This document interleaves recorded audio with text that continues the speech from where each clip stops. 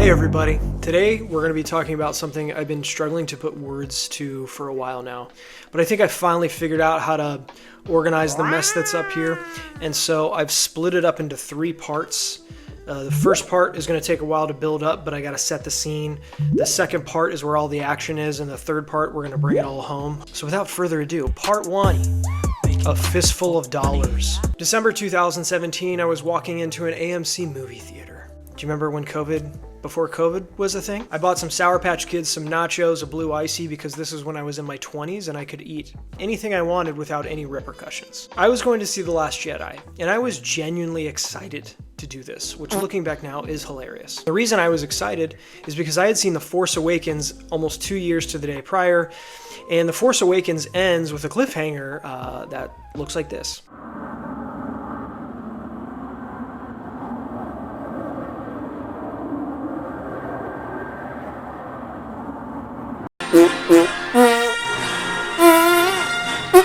And so we waited 34 years to figure out what happened to Luke. The Force Awakens did not answer that question for us. We would have to wait another 2 years. And so yes, I took that bait hook, line, and sinker, and I was very excited to see what was going to happen in The Last Jedi. Can't wait! Which is strange for me because I don't process emotions like a normal human being. I'm always at about a 75% no matter what's happening to me. I am in control of my emotions. Control of my emotions. Of course, I was being manipulated without my knowledge. This mystery box of Luke's character was designed to sort of string us along. Like, oh wow, what happened to Luke, right? Once The Last Jedi started, though, we very quickly figured out what happened to Luke, and the answer was pretty disappointing. We found out that Luke is sort of a washed-up bum, just living on an island as kind of like a loser. He's given up, he's grown a beard, he's become cantankerous. This great mythological hero that we all knew and loved as children has been reduced to, I don't really even know how to describe it. A bum. That's what he is.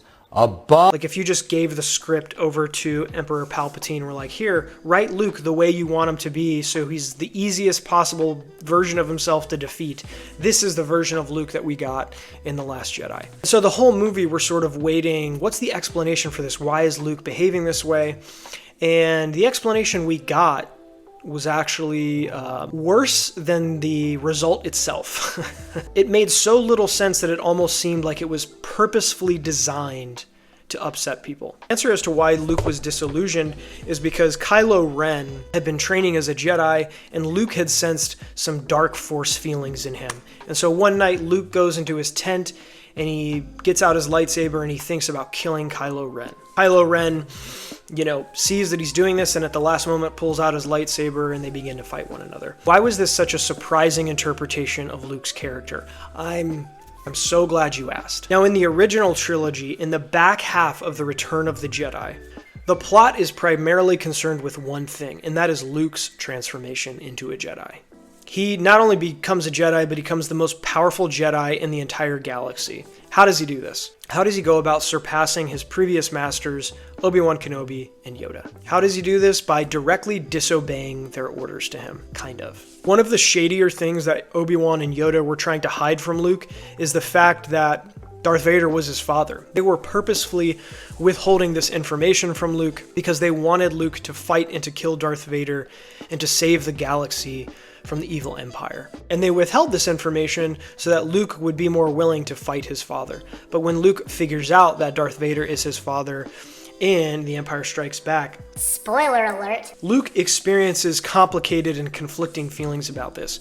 Not only does he see Darth Vader as his father, but he also begins to sense feelings of goodness within Darth Vader, and this is very surprising, because up until this point, Darth Vader is just like this one-dimensional, scary bad guy. This is precisely how Luke feels. He doesn't want to kill Vader, which is sort of a buzzkill for everyone, including the audience, because we're thinking, how is this movie supposed to end? We've been waiting for Luke to kill Vader the entire trilogy, and now what's going to happen? He says this over and over again throughout the movie. He turns himself into the Empire, making this very risky bet that there's good in Darth Vader, because if he turns himself into the Empire, he's essentially committing suicide. Once in captivity, the Emperor taunts him and intimidates him, constantly threatening Luke's friends and the entire rebellion to try to get a reaction out of Luke. Luke has this very famous lightsaber battle against Darth Vader in which he's fighting Vader, but he's very reluctant to do so because he senses this goodness within him. The only way that Vader can get a reaction out of Luke is when he threatens Princess Leia. If you will not turn to the dark side, then perhaps she will. And this is when Luke pretty much loses his mind, uses his anger to push Vader over, and he begins to kind of wail on him with his lightsaber. There's this very critical moment where Luke cuts Vader's hand off, and he's going through this very intense, he's processing these very intense feelings of anger. But at this very critical moment where Luke is deciding, is he going to kill Vader, he retracts his lightsaber and he throws it away, refusing to kill Vader at the very height of his emotion, in defiance of the Emperor, basically as an act of stoicism. And the important part of this is that because Luke refuses to kill Vader, it allows Vader to then kill the Emperor. And this moment reminds me a lot of where Gollum is the one that has to destroy the ring because Frodo is unable to destroy the ring on his own. These two stories have this kind of rhyming quality. At the very end, to get the final piece of the puzzle, it's almost like this shadow side has to emerge and help the hero overcome evil in the final phase, which I think is very interesting. More on this connection later. This journey that enables Luke to become a Jedi, reconcile with his father, and save the galaxy. The reason The Last Jedi was so divisive, in my opinion, was not just because of where Luke ended up, but because this explanation seemed to be so at odds with the Luke that we knew from the original trilogy. It's that the reason given in the narrative, as I alluded to earlier, seems like it's a reverse engineering of the Luke that we knew from the original trilogy. It seems very intentional. It's very on the nose. Luke's superpower in the original trilogy is not lightsaber fighting, it's not lifting heavy things with his mind, it's not Jedi mind tricks, it's that he can see the good in somebody who's very bad. This is what elevates him over Yoda and Obi-Wan. It's the completion of his hero's journey. And in The Last Jedi, Luke almost kills Kylo, who is Leia's son, by the way. The same Leia who, when she was threatened by Vader, made Luke absolutely lose his mind. So Luke is seeing the worst in Kylo before Kylo has even really had a chance to do anything bad. You're telling me that after all these movies, after all this journey of self-discovery we've gone through, our hero has seen the good in a genocidal maniac, he's overcome the biggest temptation, anger, and violence and aggression. He's gone through this whole process. In doing so, superseded the wisdom of the most powerful Jedi in the galaxy. And you're telling me that 34 years later, he's doing the exact opposite with his own nephew. And this is how we're to understand the progression of his character. Doing the exact thing that the Emperor warned him would lead him to the dark side, succumbing to aggression and anger and suspicion, even paranoia. And he's doing this like on just a feeling, on like a whim. I've seen people online argue that this is an understandable interpretation of Luke's character because, I mean, look at how mad Luke is right here, right? He almost kills Vader. To which I reply, are you a dumb piece of shit? I almost gave in to the dark side. Master your feelings, Dan. Here's how I would explain it. The only way that Luke's renunciation of his anger is compelling is if he's overcoming some kind of actual temptation. And what he's tempted by here is somebody threatening the livelihood of his sister. There's a very understandable motivation. This is only compelling if he's overcoming an actual real temptation. Yes, he is tempted by the dark side. He is tempted by anger. But the whole point of all of three of these movies is that he overcomes this temptation when it really matters in the final moment. That's what makes this clip worth something. He has to overcome a real temptation. This is a movie for kids, by the way. This is not that hard. So you're telling me that in The Last Jedi, Luke is thinking about killing the son of the very person he's trying to protect in Return of the Jedi. Even Mark Hamill himself was very vocal about the creative differences that he had with Rian Johnson in this interpretation of the character of Luke. He talked about it a lot. I said to Ryan, I said, Jedis don't give up. I mean, even if he had a problem, he would maybe take a year to try and regroup. But if he made a mistake, he would try and right that wrong. So right there, we had a fundamental difference. But it's not my story anymore. It's somebody else's story. And Ryan needed me to be a certain way to make the ending effective. That's the crux of my problem. Luke would never say that. I'm sorry. Well, in this version, see, I'm talking about the George Lucas Star Wars.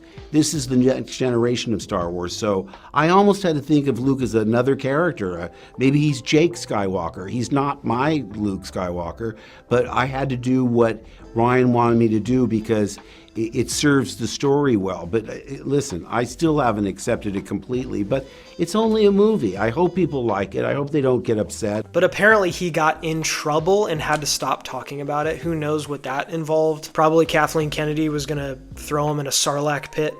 Mark? Oh, I'm sorry, I have dialogue? But why am I going into this? Why am I talking about nerdy internet arguments that happened like 6 years ago? Luke Skywalker's dead. Who cares? Move on. Get over it. Why am I fanboying into the wind? YouTube has many, many videos bemoaning the death of Star Wars. And that's not what this video is, hopefully. That's not my goal here. But I do want to talk about how Star Wars, in an important way, is dead for me. And I think that's an important distinction to make. The original Star Wars hit me at a very impressionable time in my life, like many people. I remember back when I was in grade school being bullied because of my eyes. I don't know if you've noticed, but the alignment of my eyes is not perfect. This right eye, I have a slight lazy eye, and when I was a kid, it was much worse. I've since had surgeries to correct it. But I remember being bullied by this one kid. Are you looking at me? Am I over here? Am I over here? I remember being very embarrassed by this and very ashamed, and feeling like my biggest insecurity, which was right on the front of my face, was just visible for everyone to see. And I remember thinking in that moment, distinctly, I still remember it to this day, thinking, what would Luke Skywalker do? The greatest hero that my tiny brain could fathom. You know, what would he do? I don't remember exactly in the moment what I said to this kid, but I remember I made a joke, and it kind of, the tension between the two of us sort of dissolved. He laughed, the whole thing quickly unraveled, and he never made fun of me again. I remember thinking, I'm going to try to appeal to what's best in this person, even this person that's causing me all this intense discomfort. And it worked. And I think he saw me in a new light. I saw him in a new light. And I remember thinking to myself, even as a very young kid, this stuff is real. You can face down somebody or something that's scary, that's dangerous, that's embattled in the dark side. You can confront it, and if you confront it in the right way, you can overcome it. Of course, this doesn't work every single time, but it works a lot. And so I remember The Last Jedi being this distinct break where, at least in my mind, all of these interpretations of the Jedi were recontextualized to actually just leading nowhere. Luke even says it in the movie, says the legacy of the Jedi is failure. I remember thinking, why go to a galaxy far, far away to learn something that I could have learned from, like, you know, an alcoholic couch surfing uncle? It's not worth it, man. Just give up, man. Hated it so much. Turns out I was not the only one who felt this way. Not long after The Last Jedi came out, there were a bunch of articles trying to explain what happened to Star Wars. At this time, what unfolded was actually a very unique phenomenon, which is now no longer that unique, but at the time, it was a major blockbuster that was being praised by critics and panned by audiences. And that was not something that typically happened. Usually the natural flow would be audiences would like a blockbuster. Critics saw themselves as up sort of above the blockbuster. You know, they looked down their nose at it. Oh, popular entertainment. But The Last Jedi experienced the reverse of that. And it's funny reading these articles today because they're reacting to this phenomenon that by now to us is very common. Now this feels like a much more familiar pattern where if this once great franchise is reinterpreted as like prestige high-class drama and all the fans hate it, you know, critics will selectively be like, why are you guys not chill? We're so chill. We're just here to have a good time. Very selectively. But if you've been keeping track of the news lately, the coverage of this pattern is not slowing down anytime soon. If anything, this is becoming a very common story that's ramping up and becoming even more embattled on the internet. But in these early articles, you can see the journalists were really trying to understand what was happening. Why did so many people seemingly dislike The Last Jedi? And the tone of these articles varied widely from really breaking things down and trying to take a very deep dive into the plot, into the narrative of the movie, trying to dissect things in pretty good faith, to just blaming it all on Russian trolls. One article is pretty funny. It said, and I quote, "When Kathleen Kennedy took over Star Wars back in 2012, she successfully revitalized an irrelevant franchise, breathing new life into a series that had long been deemed obsolete." Long deemed obsolete, really. If a franchise is so obsolete, why would Disney purchase it for $4 billion? The box office numbers tell any story about the Disney Star Wars trilogy. It's a story about making a butt ton of money, but on a downward trajectory. where the first movie in the franchise netted almost twice as the last movie in the franchise. If I'm the owner of that property and I'm looking at those numbers, that does not tell a great story. I'm telling myself, what went wrong? Maybe the one in the middle. Ryan's one was so divisive. You think? So, yeah, so it really felt like the first one was fairly, Yes. everyone was like Yes. responsive in a similar way. This works, thank God. Yeah. How did it happen? And A then miracle. Ryan's one, super divisive.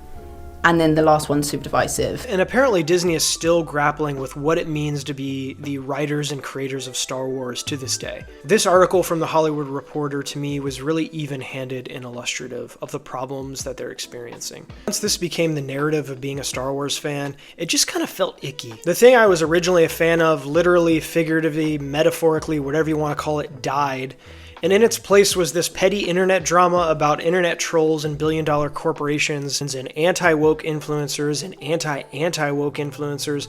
And I thought, maybe I will just see myself out. The new fans didn't want me there. The rhetoric was, if you don't like this, get over it and move on. By critiquing it, you're contributing to negativity in the fandom. Quit being a man baby and just grow up and go watch Law and Order or something. Take your government-issued gruel. You'll learn to love it. And so like many others who didn't fit neatly into either of these categories, I just sort of quietly over the months and years drifted away. It wasn't a concerted effort. It wasn't some big dramatic break.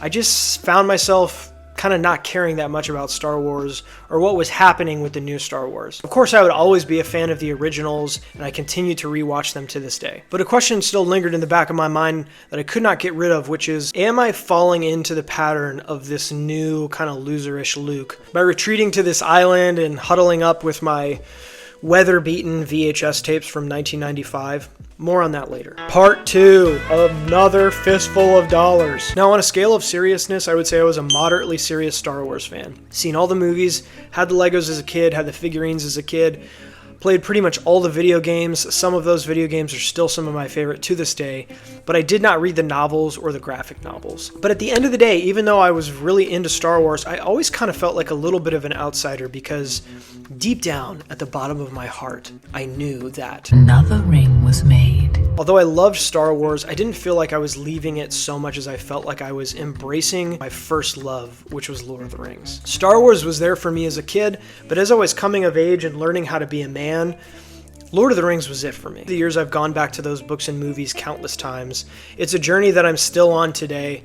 I have a moderately successful Instagram account where about 75% of my content has to do with Lord of the Rings, and if you're watching me, if you follow me over there, love ya. It's one of those stories that gets better and better the more I read and watch it. It's a very rare thing. It's like this magical resource that somehow never runs out. What can I say? Tolkien was built different. I first came to Lord of the Rings fandom at a very crucial time in the history of fantastical cinema and literature. It was the year 1999. Harry Potter and the Chamber of Secrets had just came out in the United States. And I remember the Scholastic Book Fair that year was just decked out in Harry Potter as far as the eye could see. At the very back of the fair, I saw this little humble table with a stack of green books and a stack of black books. And these were a stack of The Hobbit and Lord of the Rings. The movies had not come out yet. And I picked up the green book and I saw the round green door with the knob in the middle, and I thought, what is behind that door? And I read The Hobbit as a 4th grader, and I've never been the same since. And as I read the Lord of the Rings books, as I watched the movies, I felt like I was taking these deeper steps into this large and consequential world. It wasn't until later that I realized that Star Wars and Lord of the Rings were more similar than I first thought. I had always thought of Star Wars as more of a sci-fi story before I had really engaged in any critical thinking about what the story is and how it's structured. But at the end of the day, Star Wars is a story about a farm boy who gets a magic sword from a wizard and saves a princess from a castle. Obviously, it becomes much more than that as the story develops, but that is really how it starts. But Star Wars is not a sci-fi story. It has a sci-fi kind of outer shell to it, but the heart and soul of the story is really fantasy. There are some interesting differences between Star Wars and Lord of the Rings as well. If Luke Skywalker, Princess Leia, and Han Solo are all 3 separate character arcs of the hero's journey, which I think they are. I think of them as like 3 beams of light that have their distinct beginning, middle, and end points. I think of Lord of the Rings as a refraction of those beams of light, explores all the different colors of heroism. There's so many different heroes in Lord of the Rings with their own arcs, their own journeys. You've got Aragorn as the Lost King. You've got Faramir as the underdog warrior. You've got Gandalf as the faithful sage. Galadriel as the Queen of Light and the Giver of Gifts. Gimli is rough and tumble. You've got Legolas as graceful and accurate. Elrond is wise and steadfast. Merry is adventurous, Pippin is funny, Sam is loyal, Frodo is a suffering servant, and Éowyn is a boss baddie. And so as I became a more seasoned Lord of the Rings fan, I thought I was safe. Nobody was going to remake Lord of the Rings for the foreseeable future. I could hang out in my metaphorical shire, drink my ale, smoke my pipe, but little did I know that as I was sitting down and watching The Last Jedi, Amazon had already acquired the rights to make the Rings of Power. Why they can't just leave us alone, I'll never know. I would not learn this for a while until Amazon started publicizing it more frequently. But once I did learn this, I got pretty nervous. Here we go again. Now, return to Tolkien's grand moral universe, where good lives in balance with nature, and evil destroys the land in a blind lust for power and profit. Brought to you by Amazon. I wonder if the orc slaves get free 2-day shipping. One important thing to note about Amazon acquiring the rights to Lord of the Rings is they were making a story about the Second Age, but they didn't acquire the rights to all Second Age materials, nor did they acquire the rights to First Age materials. And this is important if you're a big Tolkien nerd, because people get in arguments about this all the time. Oh, they don't have the rights to this or that. And to me, if you're Amazon, it's your job to get the rights to the thing you're making a story to. That's part of what you have to do. If you're gonna make a story, get the rights you need. I'm sorry, that's just part of the process. The appendices is not the greatest springboard from which to tell a grand story about the Second Age. There's important things in there, but it doesn't really contain everything you need about the Second Age. It's like trying to build a house with half a foundation. And then the Rings of Power came out, and this same pattern emerged. Amazon turned the ratings off for the first couple days because they were getting so review bombed. It's funny, just in the time between 2017 and 2022, the entire entertainment landscape had already changed and had internalized these patterns. So by the time Rings of Power Season 1 dropped, I was braced for impact. I was prepared for Gandalf to be like, for them to make Gandalf a morally gray anti-hero. We're so deep, we're so interesting. Basically like Game of Thrones in Middle-earth. That's what I was afraid was going to happen. What we got was a little more complicated than that, I think. To me, Rings of Power Season 1 is like if Lord of the Rings was toothpaste. The whole experience is like watching a very glitzy marketing campaign for Middle-earth, rather than a story with any heart. It was not some heretical abomination the way The Last Jedi was, nor was it anywhere near as good as the Peter Jackson trilogy. It was kind of somewhere in the middle. The entirety of the plot of Season 1 can be summed up in, who is Sauron? Who do we think he is? Is he this guy? Is he this guy? What about her?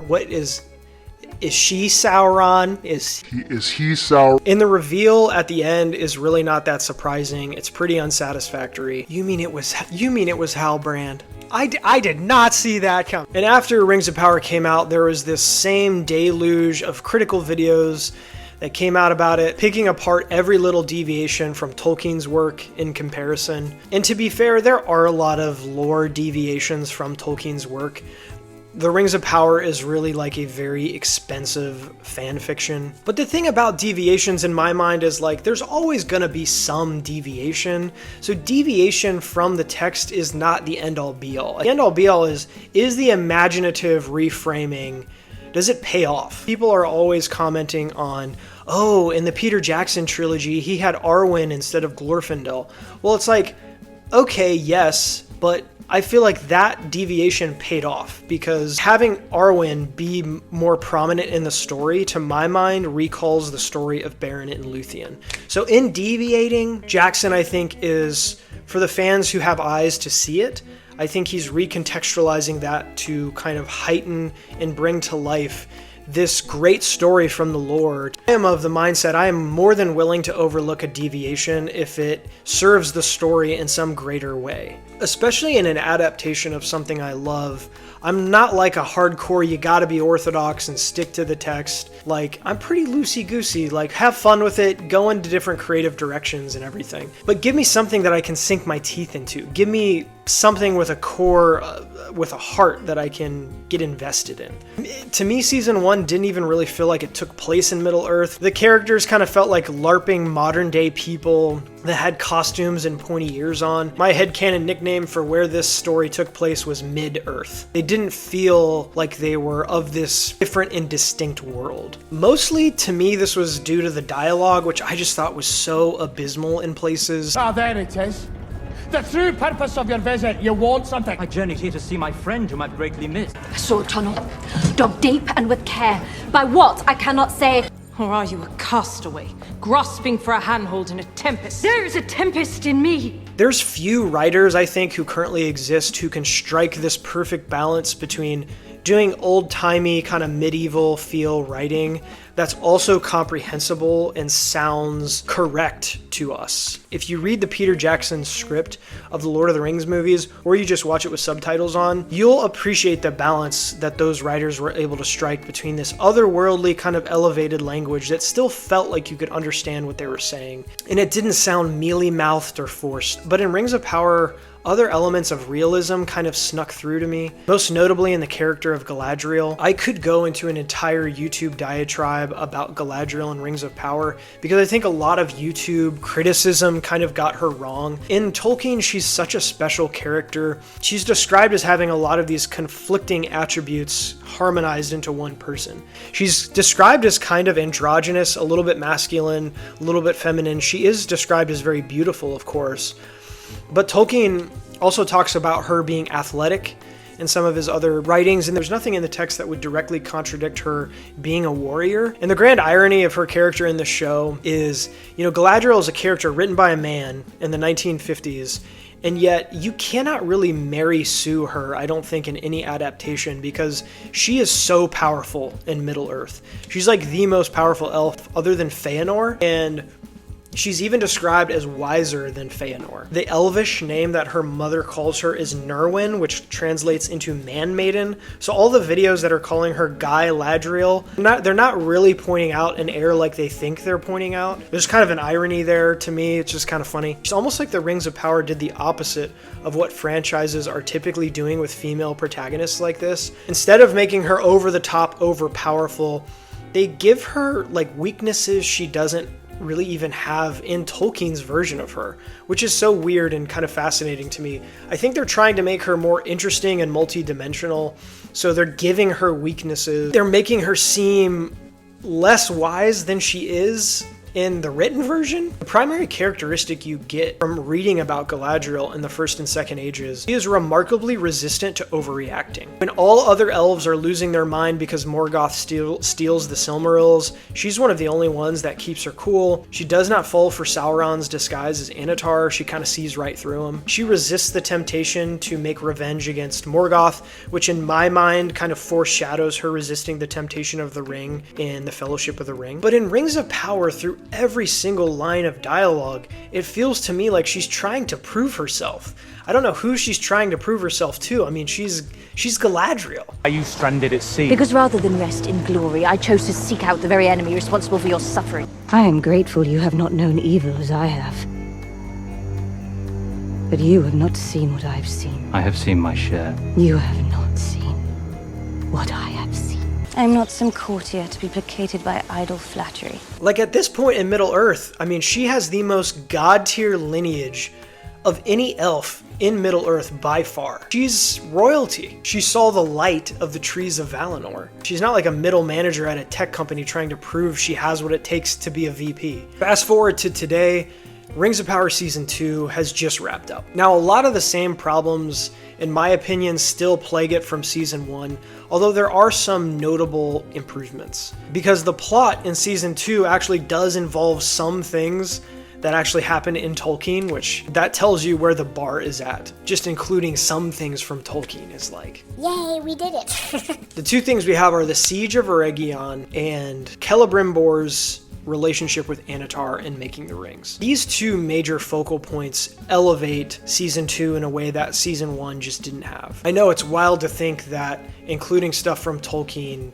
would make your Tolkien adaptation better. Part 3, the good, the bad, and the ugly. The Rings of Power creators, in my opinion, I don't think hate Tolkien's writings, and I don't think they're trying to purposely subvert any themes, but they do make some downright bizarre choices. If you're the type of fan who just loves being in the world that you're a fan of, and you notice all the little details of armor or the statuary, or you can nerd out all day on little Easter eggs and things like that, if you're just like a very positive person, or if you just turn off your brain, there are elements to this show, especially from a visual perspective, that really shine. There are also individual performances in season 2 which I think are really noteworthy. Before Durin gets his Ring of Power, and there's this conflict happening with his son Durin, and Disa's in the middle of them.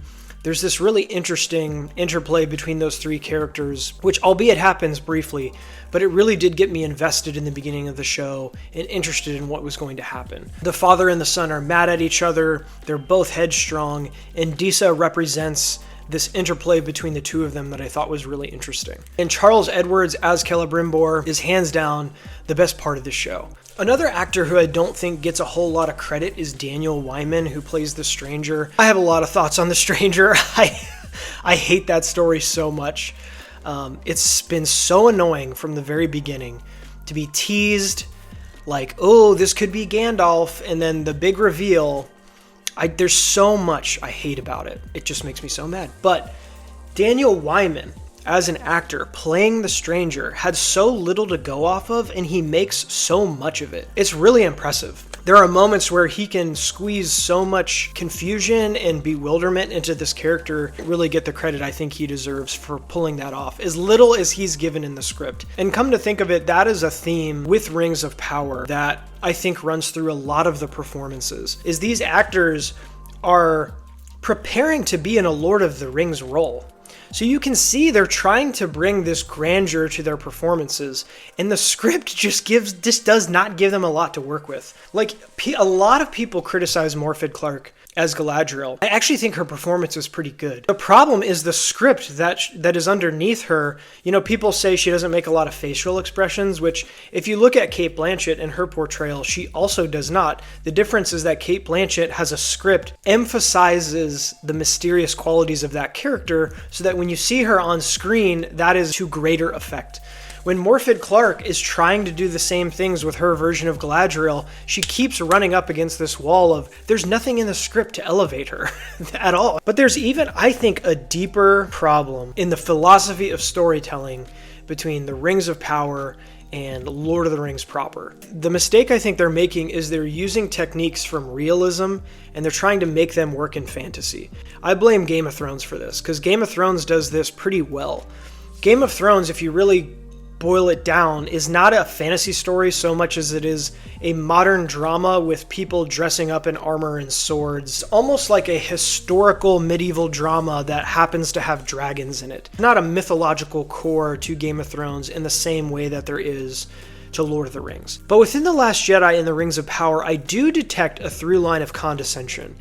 A lot in The Last Jedi and a little bit in Rings of Power. So I began to ask myself, where is this condescension coming from, and why am I feeling it through the storytelling? Daniel Green had a great video about this topic a couple days ago, and I think it's the start of a very good answer. I quoted a Jon Stewart video in which Jon Stewart talks about the writers' rooms, and a lot of these tech companies are being whittled down and being attacked, basically. Problem comes from writers' rooms, in my opinion, mostly being turned into content farms. Let's get into what Jon Stewart said. For those of you who don't know, he recently had a show with Apple TV Plus that he ended up walking away from due to creative differences. And when speaking on that, he said, so now that Apple and Amazon, they go in and they go, writer's room. Wait, you've got 14 writers and they're with you from start to finish on the production. Well, it's important for the writers to be invested. And then also we're showing them how their on the page because it's different about the page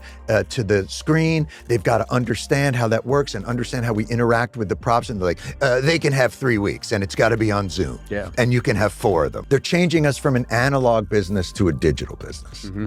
And I think that's the schism, the earthquake that's been going through it. I can't function like that. Yeah. Like, my writers, like, what? They don't Yeah. believe in institutional knowledge. This idea of ruthlessly efficient content factories. Daniel also makes a great point too, which is that high quality content takes a lot of effort to create. It's not something you can just crank out. Deadlines and creativity are longtime enemies. Peter Jackson made all of his Lord of the Rings movies at once. Who knows how long he was thinking about it and developing the script before he actually shot and executed it. My guess is the Rings of Power folks did not have the same luxury, but there is one thing that I want to add to Daniel's analysis. And I hinted at this a little bit earlier. It's this creeping realism. The Last Jedi and the Rings of Power, to my mind anyway, are using psychological realism to try to elevate fantasy. And once I saw this pattern, I really couldn't unsee it. At least I think it answered a lot of my questions about why I feel these stories told in this way feel condescending to me. In The Last Jedi, Luke is not allowed to be the hero that he is in the original trilogy because the thinking is, well, we don't want to just rehash the same old ground, and it would be unrealistic for him to be this god-tier hero, so we kind of have to bring him back down to reality. That would make it more interesting. And there are a lot of other examples within The Last Jedi where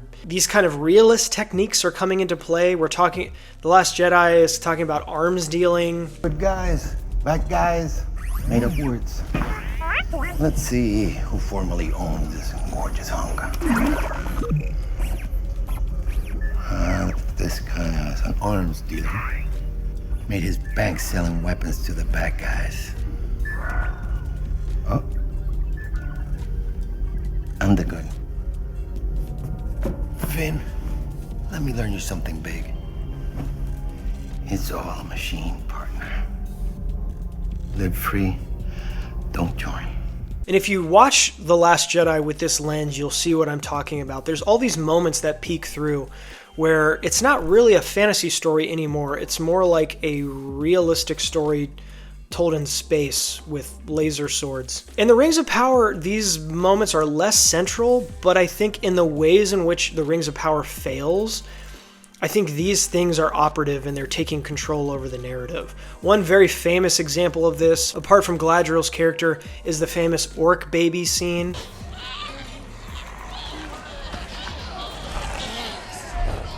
Let's make orcs more multi-dimensional, right? That would be so interesting, right? Tolkien was just unaware that villains could be given sympathetic traits, right? He just wasn't aware that literature did that. An Oxford professor of literature and languages just didn't know that that was a thing. He just overlooked that, so we're just fixing it for him. Thank you JD Payne and Patrick. Thank you, Amazon.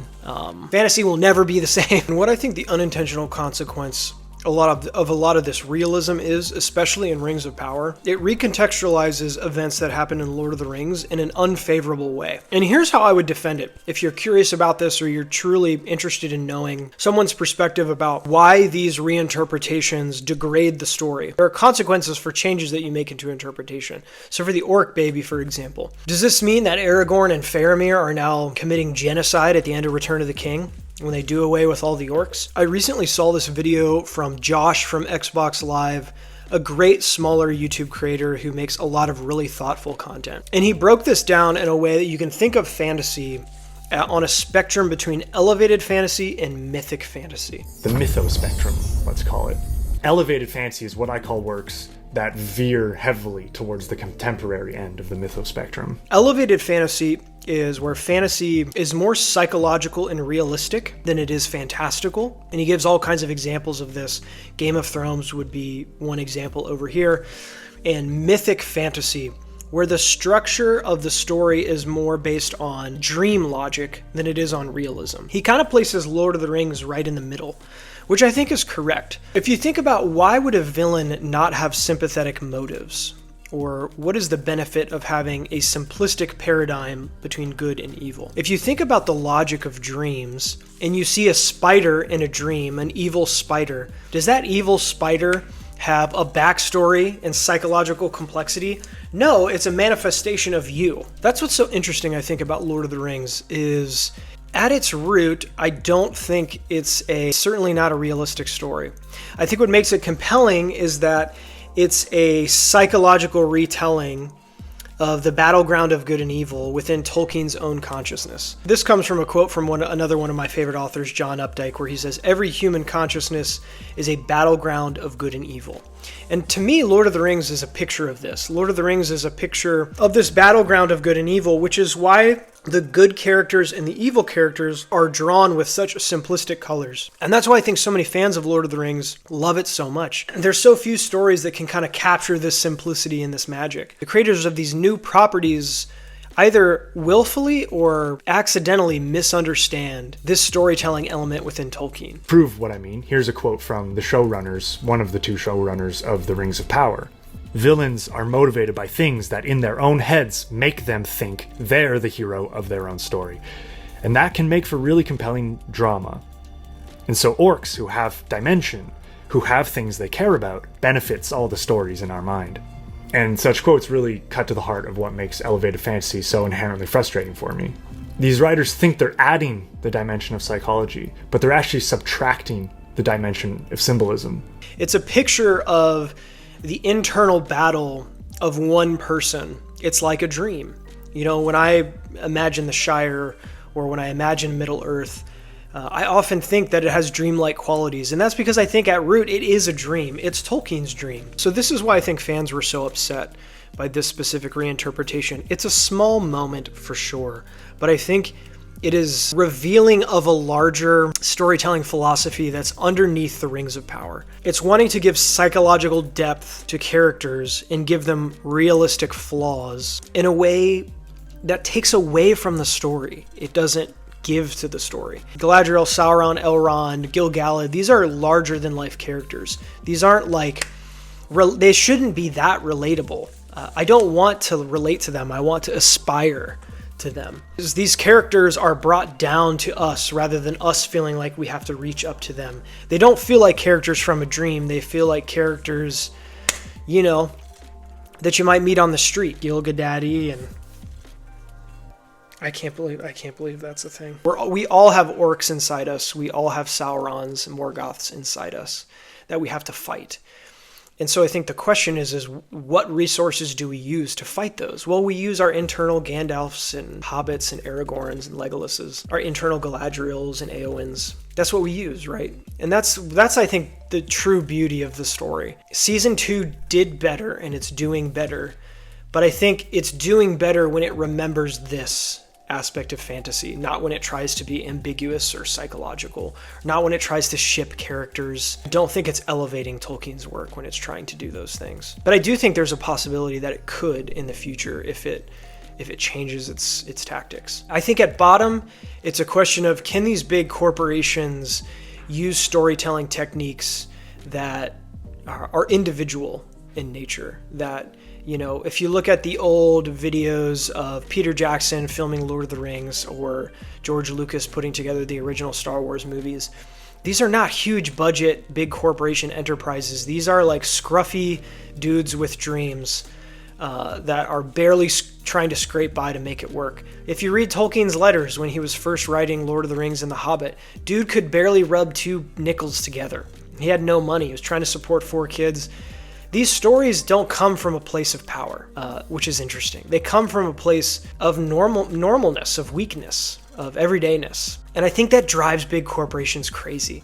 I think they wish they could capture that magic and they want it so bad, and they're willing to pay billions of dollars to do it. And when they keep not doing it, that's gotta be so frustrating to them. But there's a kind of a beautiful justice in that, I think. These great stories are told by regular people. They're not told by big, powerful corporations. So why does this matter at the end of the day? If fandoms and corporations can't get along, we're on a path toward worse storytelling, which I don't like. I want a place where we're excited about the stories that we're telling ourselves. And right now I think there's a lot of apathy and a lot of hunger for good stories. And I want to see that change. I want to see writers step up to the plate and bring stories that really excite people. We have that capability. There's no reason that these companies can't put teams together to make good stories that really make an impact on people, rather than just try to grift people or try to buy properties that have a built-in audience and just grift off of it. I hope I'm wrong. Like, there could be a new fandom that comes along and discovers something in The Last Jedi, in the Rings of Power, that I'm missing. And I'm very open to that. And I want to be very open to that, because if these properties inspire a new generation of fans, that is far more important than anything that I'm talking about. My hesitancy comes where I don't see that happening.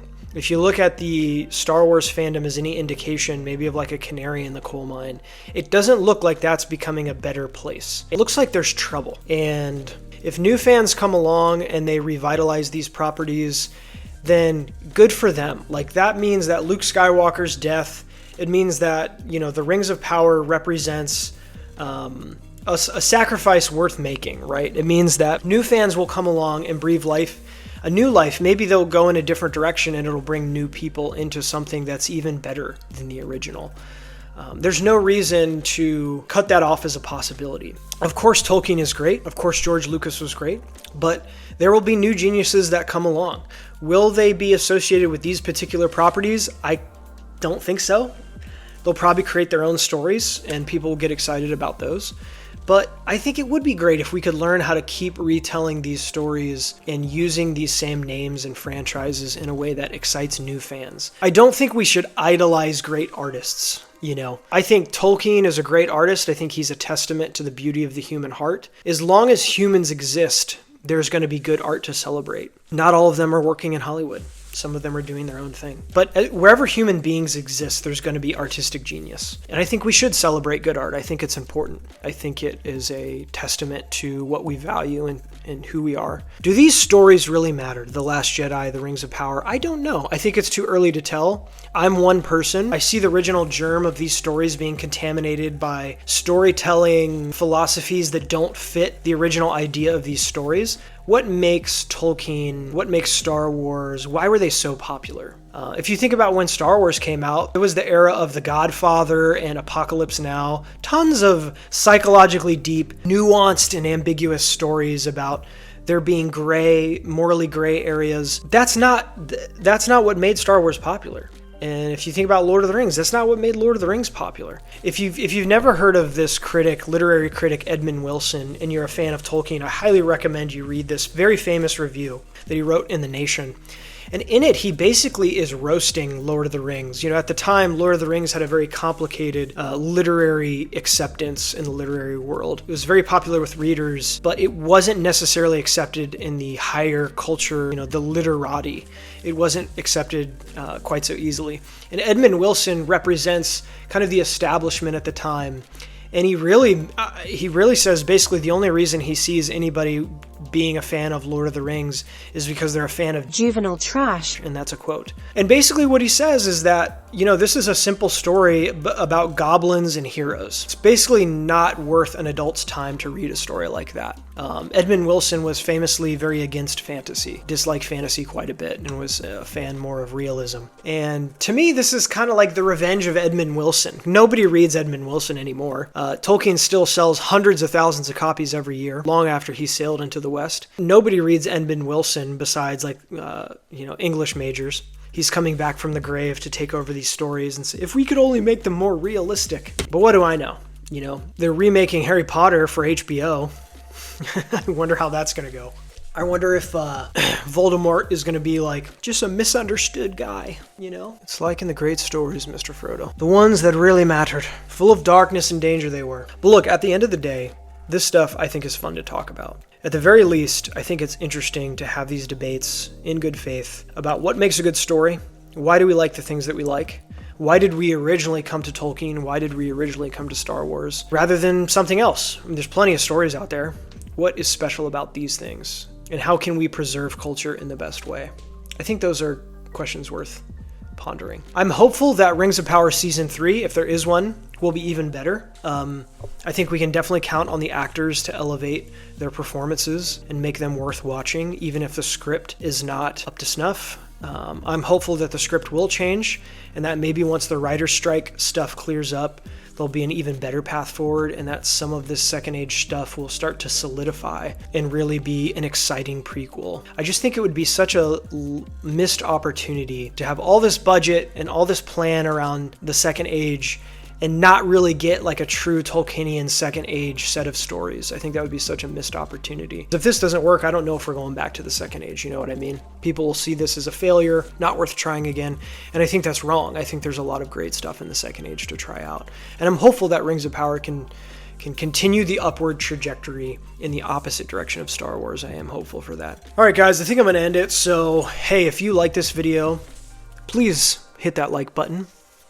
Hit that subscribe button. I would really appreciate it. If you want to see more content like this, let me know. Let me know your thoughts about what did you think about Rings of Power Season 2? What do you think about Disney's new direction with Star Wars? What do you think about toxic fandoms? And if you don't follow me on Instagram, follow me there. I post pretty regularly over there. But I also post on YouTube, so follow me here. Do you agree with me? Do you not agree with me? Either way, I'd love to know. Please bonk me on the head. Please bonk me on the head in the comments. Tell me. Heyo. I'll see you later.